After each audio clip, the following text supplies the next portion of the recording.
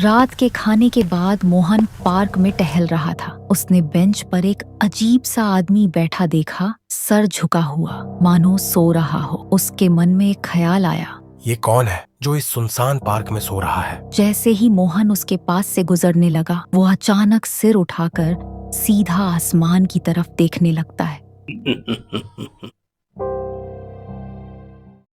1, 2, 3, 4।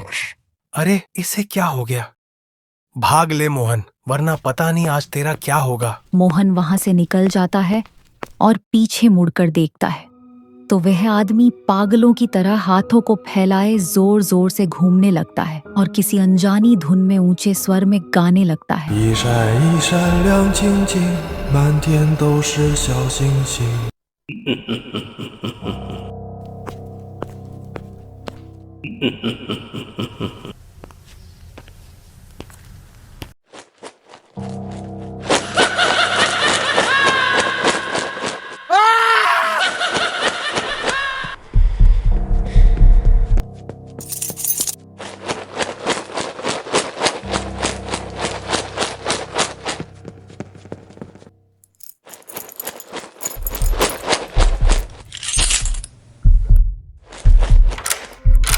मोहन ने जैसे तैसे घर के अंदर जाकर अपनी जान बचा ली।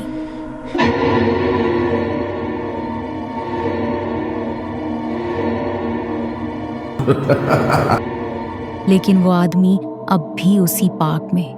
一闪一闪亮晶晶，满天都是小星星，挂在天空放光明，好像许多小眼睛。